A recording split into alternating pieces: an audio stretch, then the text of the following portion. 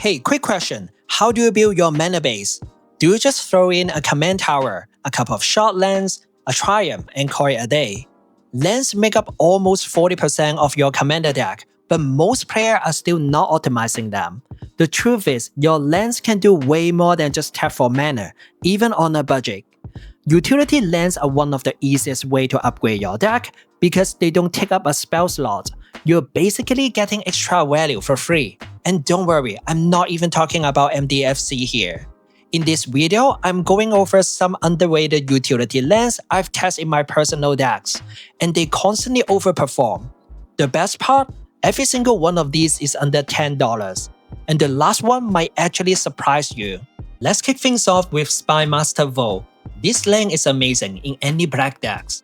It enters tapped unless you control a swamp. It taps for a black mana. You can pay 1 black and tap it, target creature you control connives X, where X is the number of creatures that died this turn.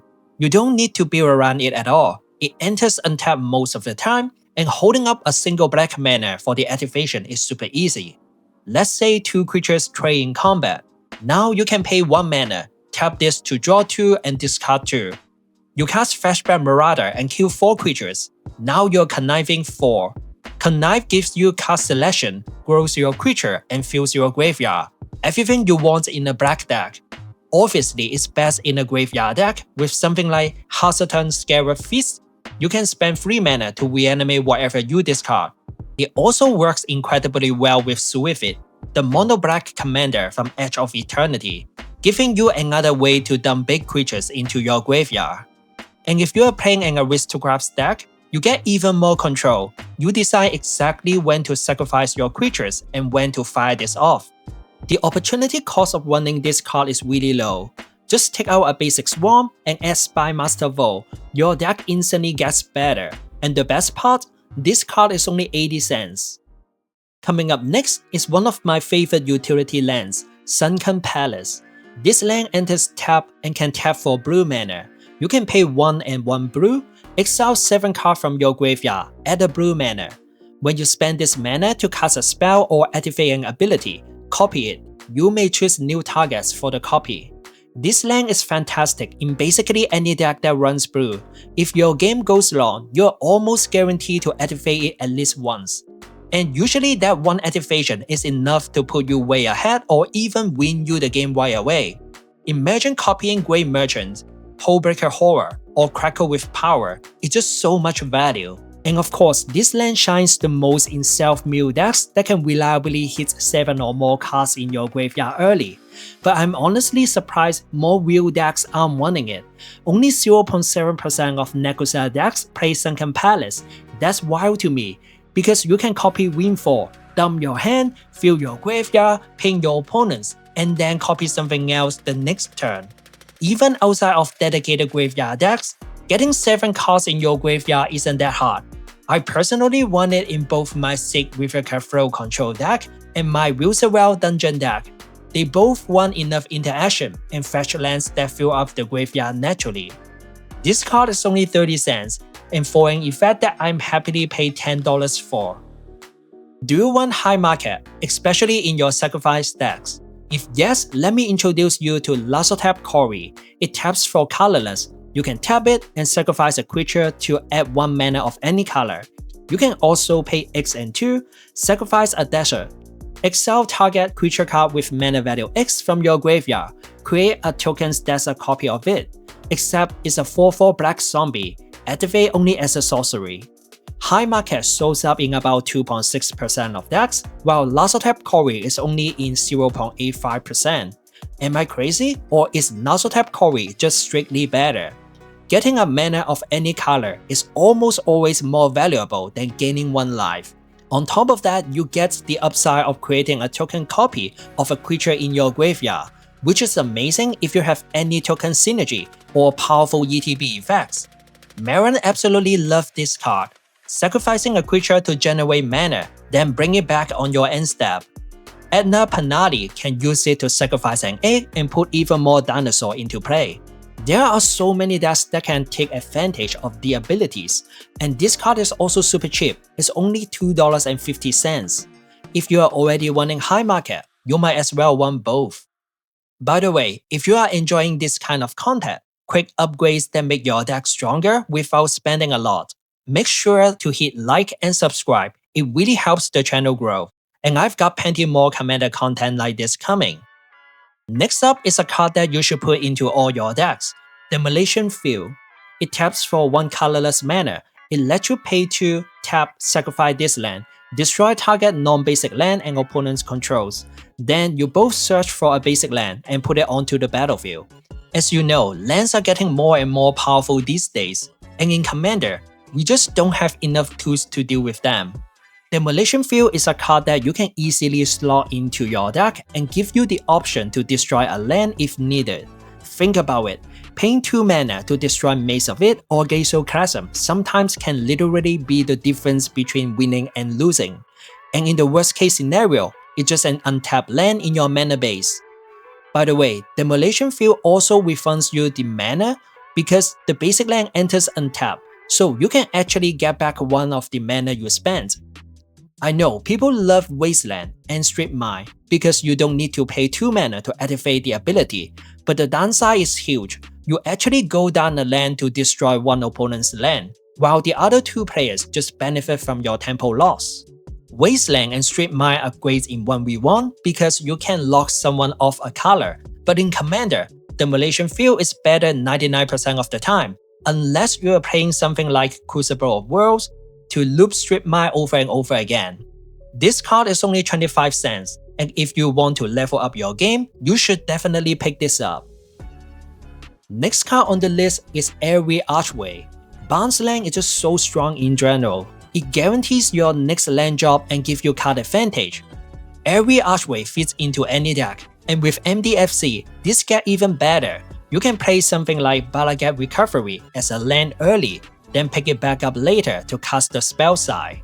It also synergizes with your white catch-up Wham, like Archaeomancer's Map and Claim Jumper. This card just naturally works very well in white. You can use Sandskull to find Airy Archway, and from there you might as well build a desert package, including Losotap Quarry for reanimation, Scavenger Grounds for Graveyard Hate. And in blue, you can run Frantic Search or Cloud of Fairies to give you even more mana from your bounce land. It also synergizes with Pip-Boy 3000, which I talked about in my previous 10 turn 1 plays video. It lets you untap 2 lands whenever the equipped creature attacks. If you like Airy Archway, you should also consider Guiltless Commons, which is essentially the same card. You can now pick up both of them for less than $2. Moving on, we've got Miraganda Wasteway from Ether Drift. This is a set that people often overlook, but I really enjoy playing this card. It taps for colorless mana and has Start Your Engines. When you have mass speed, it taps for 2 colorless instead. Many people compare this to Temple of the Force God. Temple of the Force God feels bad because it doesn't do anything in the early game.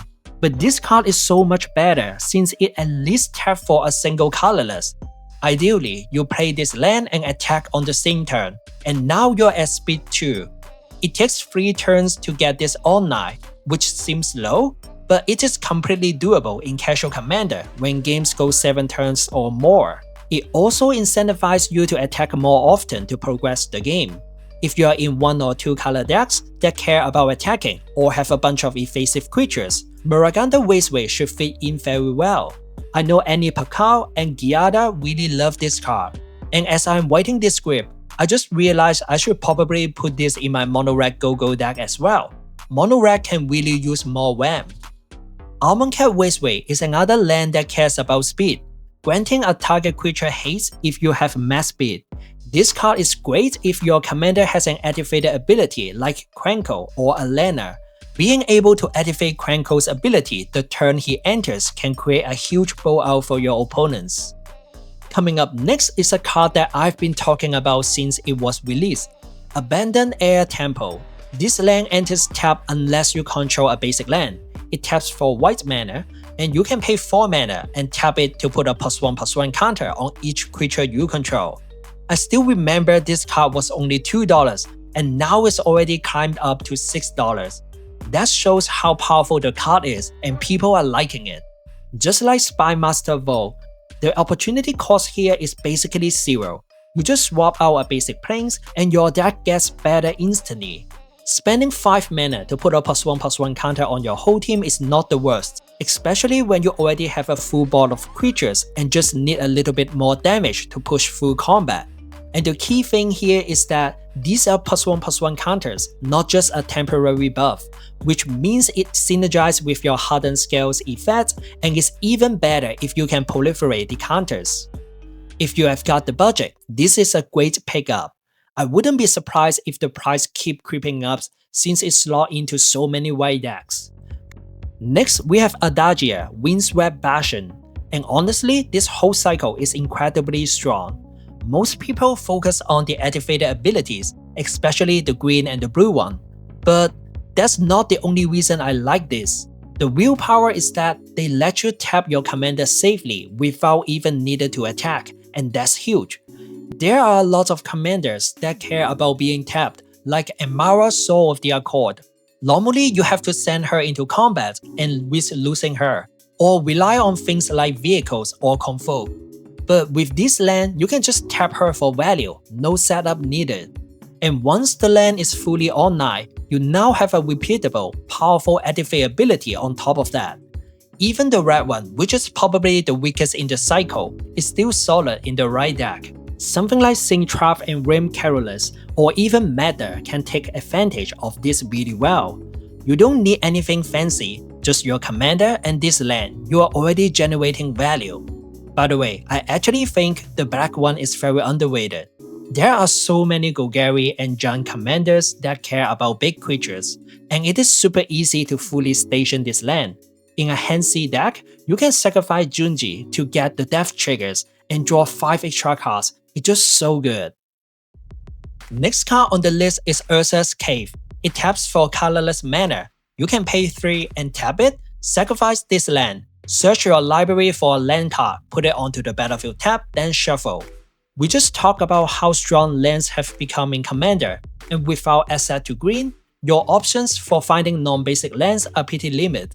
Sure, you can run Expedition Map for the same job, but a lot of players don't like spending a full card slot just to tutor a land, and that's why Urza's Cave is such a good option. It gives you a reliable land tutor when you need it, and it fits into almost any deck. Plus, it enters untapped, so even if you never activate it, you're not really losing anything by including it. Maybe it's not worth spending 3 mana to grab something like Abandoned Air Temple, but if your deck wants something like Nykthos, Urborg, or Cobalt Coffers, this becomes an easy auto-include.